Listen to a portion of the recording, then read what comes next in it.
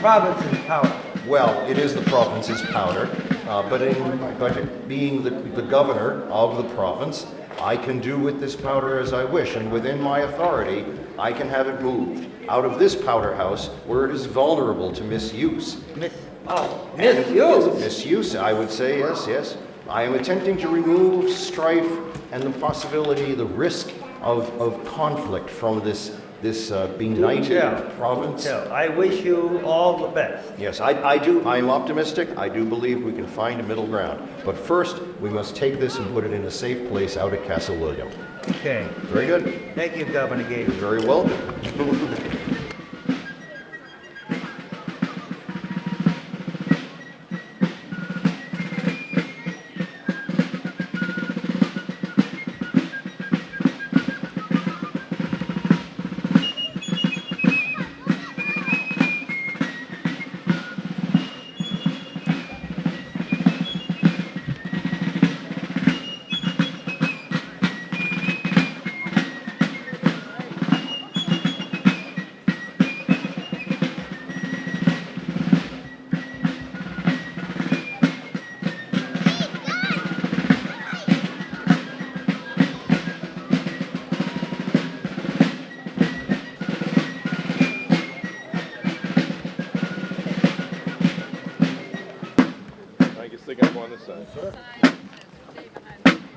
Detachment, halt! To the left, face! Welcome to Somerville, formerly Charlestown Beyond the Neck, at the 250th anniversary of the spark that ignited the American Revolution. The powder alarm of Sunday, 1 September 1774. The participants today representing General Thomas Gage, Royal Military Governor of Massachusetts Bay Colony, British Army, age 55, portrayed by our very own Paul O'Shaughnessy.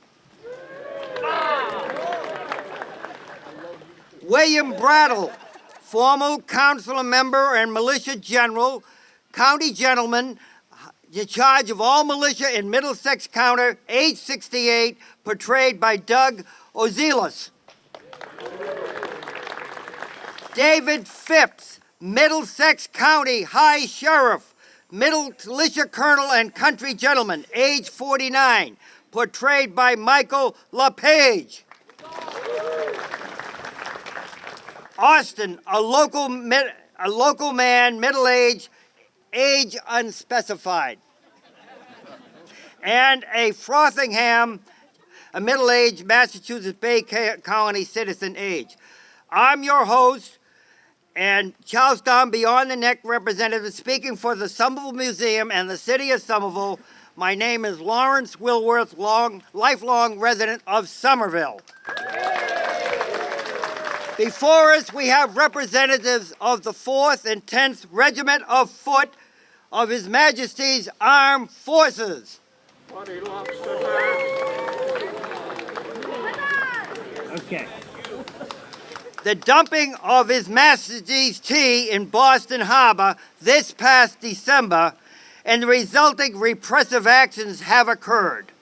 British citizens of the Massachusetts Bay Colony are fed up with Parliament's taxes and restrictions the past 9 years. Parliament's most recent legislative actions, the coercive acts, have clamped down on Boston. The port of Boston is closed to commerce. King George III has appointed a military governor. The seat of Massachusetts government has been moved from Boston to Salem. And the general court, your representatives, have been dismissed. The citizens of the Commonwealth are ready to push back.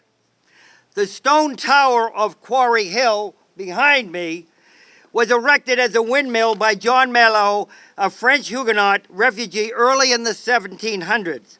It was sold the Massachusetts Bay Colony in 1747 as an ideal structure to store gunpowder for His Majesty's forces and nearby communities. It was dry and far enough away from nearby structures and homes. If exploded, it would not cause harm or other damage. Sunday, September 1st, 1774, it's kind of ironic, 250 years later, it's the same day, Sunday, more than 250 soldiers under the command of Lieutenant Colonel James Madison's 4th Regiment of Foot marched from Boston Common to Long Wharf. They were rowed in 13 Royal Navy boats and barges up the Mystic River to Ten Hills Landing, near today's Assembly Row. The British soldiers, accompanied by Middlesex High Sheriff David Phipps, with the key of the powder magazine. The key? I have the key. You have the key. Good. Marched down Broadway to Quarry Hill. Upon his arrival, Sheriff Phipps will tell us more. Sheriff Phipps. Thank you, sir. Good morning. I am indeed Sheriff Phipps, and I must report to you that yesterday I received instructions from the Royal Governor, General Thomas Gage, to assist his troops in the removal of provincial powder from this powder house. I am a servant of the government, I am a colonel of the militia, and a loyal subject, and I believe it to be my duty to fulfill his wishes. This morning, soldiers of the 4th Regiment of Foot embarked on longboats from Long Wharf in Boston and were rowed up the Mystic River to Ten Hills, not far from here, where I met them and conducted them here so that the powder may be removed. But we must wait, ladies and gentlemen, we must wait for there to be enough light that we may enter the powder house without the danger of the need of a lantern. Bringing a lantern into the powder house would be disastrous indeed.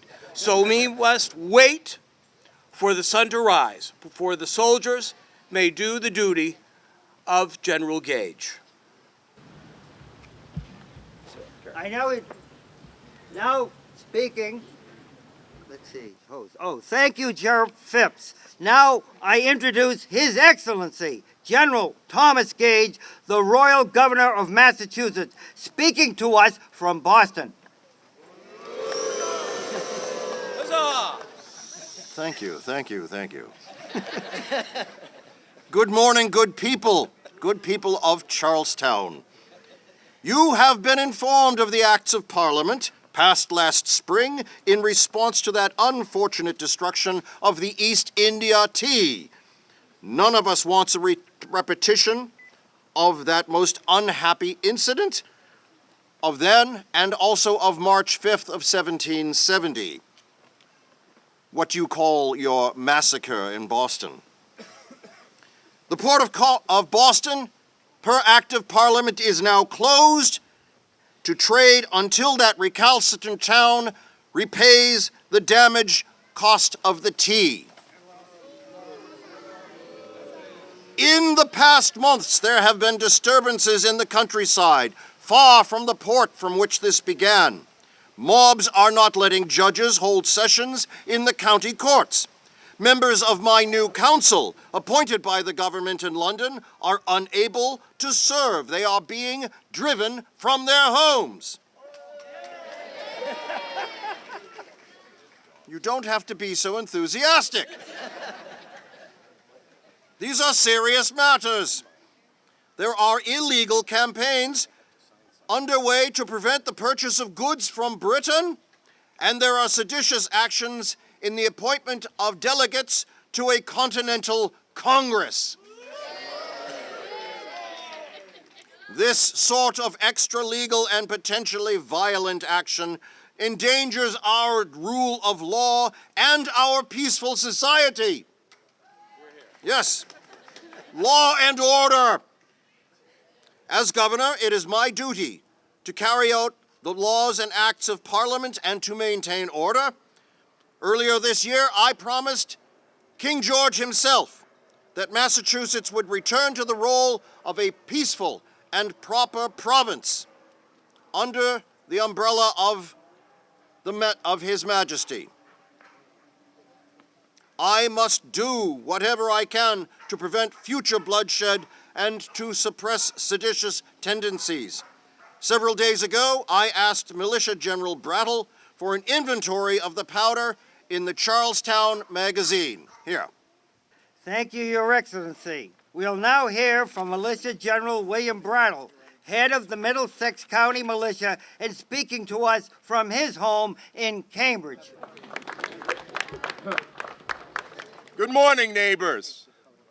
I'm sure you recall how I stood with all of you back in 1765.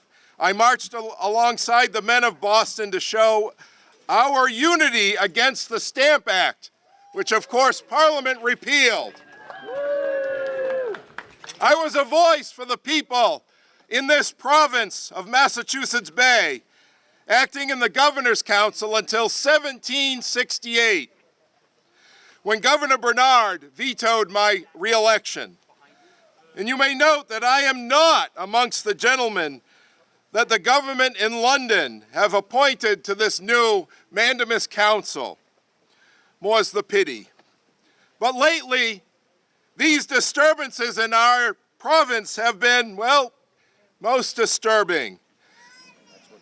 Since 1768, when the first two regiments of British troops arrived, more and more have arrived in the province to try to keep law and order. His Excellency, the Governor, I sent a letter with important news. A few days ago, Captain Jonas Minot of Concord, a very worthy militia captain, told me that some of his neighbors had asked him to be equipped with arms and ammunition and to start training his company to respond at 1 minute's notice. I am recently advised the selectmen of Medford came to this structure here to remove their town stock of powder. And I informed General Gage, as of this morning, this powder magazine contains only the King's powder. I assured him that it would remain there in this sacred depositum until, as Commander-in-Chief of the militia of Middlesex County, I might order it to be removed.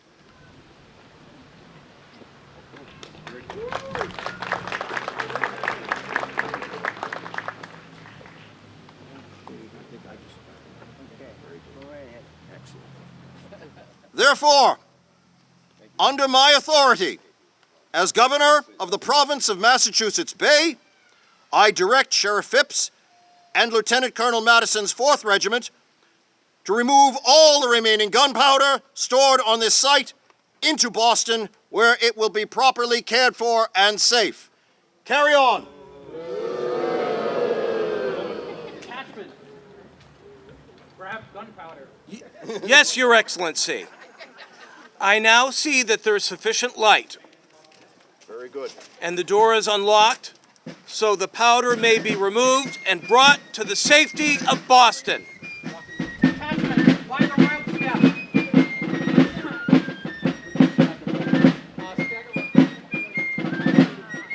That powder belongs to the people! Our taxes paid for it. Lock it back! There's no one that match!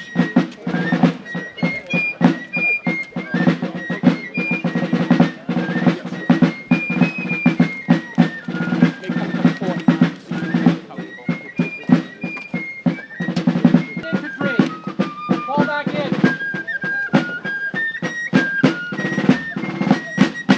Now, good people, under the Charter of Massachusetts, the Royal Governor has authority over all of the resources of the militia, and in that regard, I have instructed Sheriff Phipps to conduct 20 of His Majesty's soldiers to Cambridge to pick up 2 small cannon that were assigned to the militia company there for practice.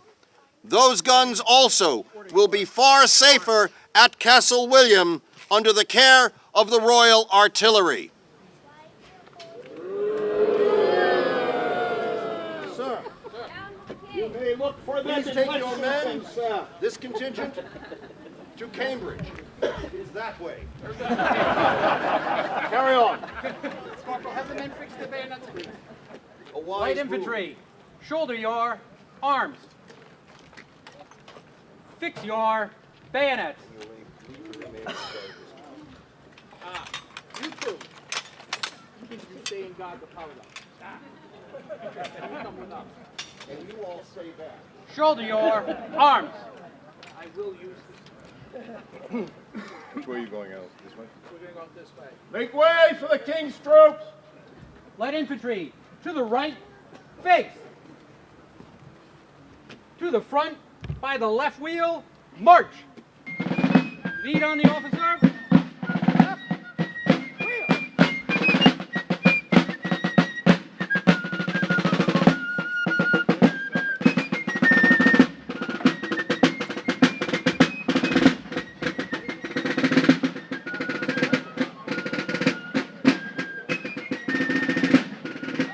I positively deny that I advised the governor to remove this powder.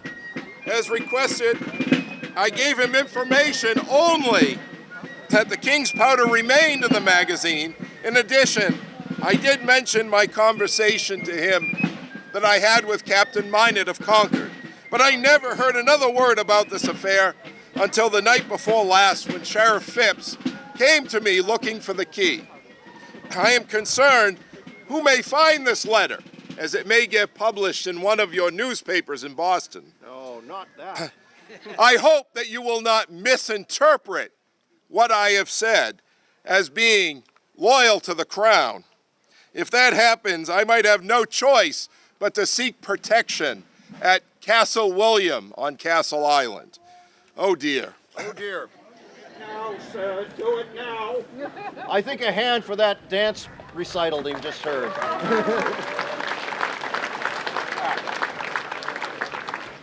Well, no matter, I have good news for the good people of Massachusetts.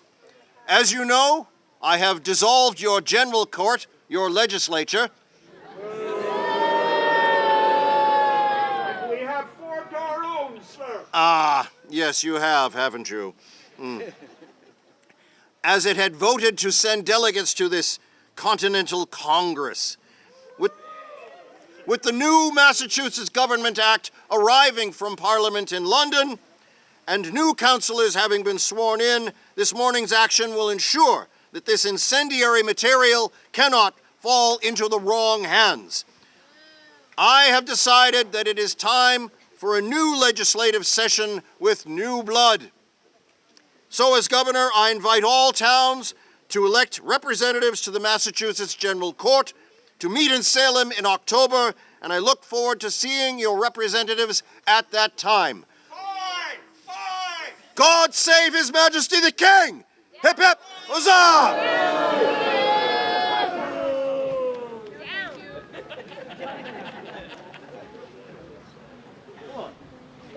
And indeed,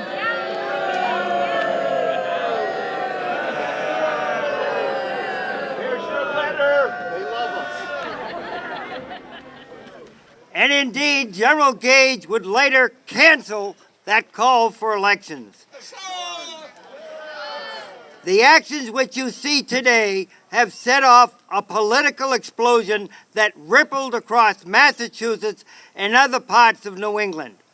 Prompted by the events of September 1st and by rumors of even worse things happening, thousands of Massachusetts men gathered overnight in their militia companies and marched towards Boston. Even after they learned these rumors weren't true, they kept coming, insisting that the royal officials they had met to promise not to act under new laws. Historians call what happened on September 1st 1774, and the militia response, the powder alarm. Later in October, the Committee of Public Safety, championed by our very own John Hancock, confirmed later by members of the former General Court, adopted a resolution to improve the notification and response to His Majesty's forces and future actions. Local militia companies were organized to designate 1/3 of their number to respond in a minute's notice, and a system of over 40 alert riders were established to be able to spread the alarm if required. The Minuteman concept has been established. The spark that ignited the revolution has been lit. This concludes today's reenactment. You can learn more about the aftermath of these events on Cambridge Common tomorrow, because most of the militiamen assembled there. For now, we invite you to watch His Majesty's soldiers as they carry out their missions. We invite you to meet our royal officers, take photos with them, admire the work of the craftspeople and artisans here today. Enjoy the music of Prescott's Battalion. We hope we will commemorate the 250th anniversary when a small early morning operation here in Somerville turned out to be a spark of the revolution in 1775.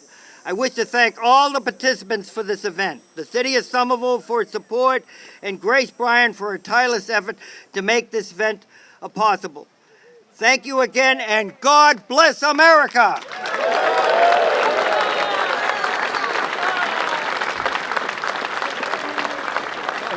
Good people, you're going to regret this.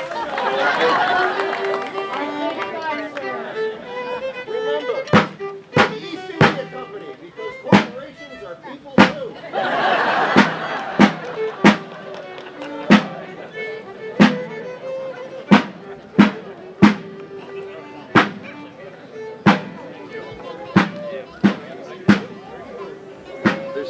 There's still a chance to turn it.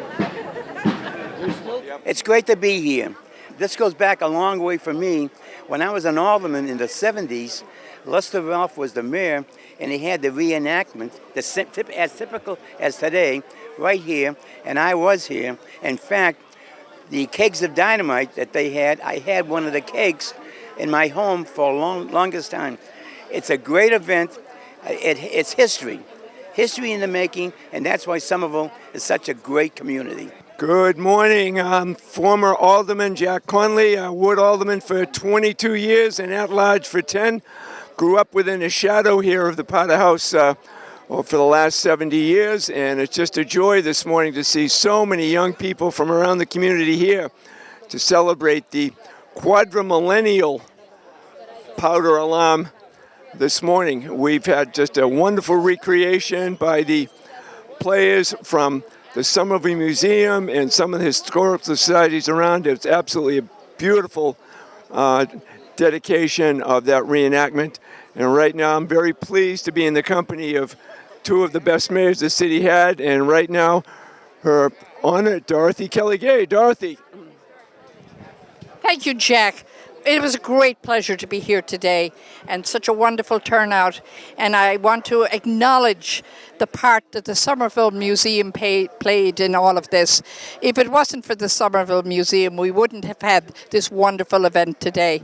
I'm pleased to be a member of the Board of Trustees of the museum, so very, very pleased. But other than that, this had happened, I guess, in 1974.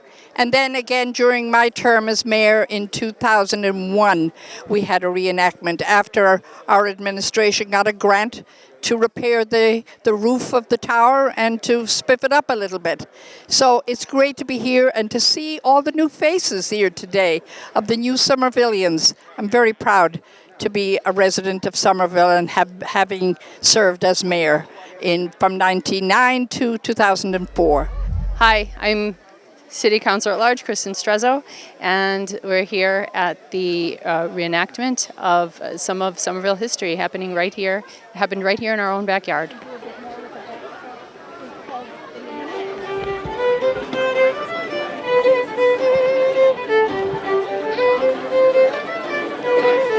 Clap hands in. 1. Clap, clap.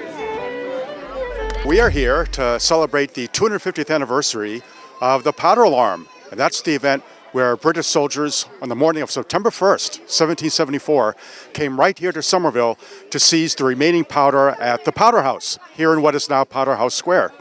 And that event caused such a furor all over the eastern part of Massachusetts that over 4,000 militiamen showed up the very next day, gathered on Cambridge Common in a very threatening manner. And had everything happened the way they thought it had happened, they actually thought maybe British ships had bombarded Boston, among other things, the revolution might have begun there and then. But cooler heads prevailed that September, but would cooler heads always prevail? That was the question. One more mistake from the British could well lead to open hostilities. It's an honor to be part of this great event, you know. It's only once in 250 years that we experience an event like this, so it's nice to share this experience with our neighboring communities like Medford, Cambridge, and, you know, even Arlington, you know. It's quite a historic, you know, event, and I'm so glad to see like all the community members coming out here to share the experience with us. So thank you for being here also to, you know, showcase, you know, like what, you know, we've been capable of doing as a community together. Thanks. God bless. Somerville history is deep and fascinating, and I'm glad we're celebrating one facet of it today. To go on your left. 1, 2, ready, go.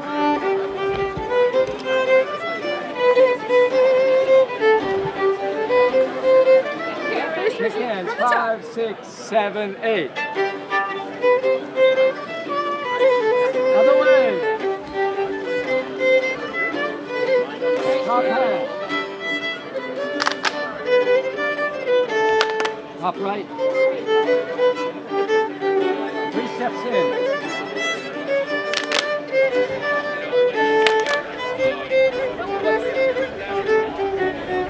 Shake hands and go in and go woo. Again. Chorus. Top right. Again.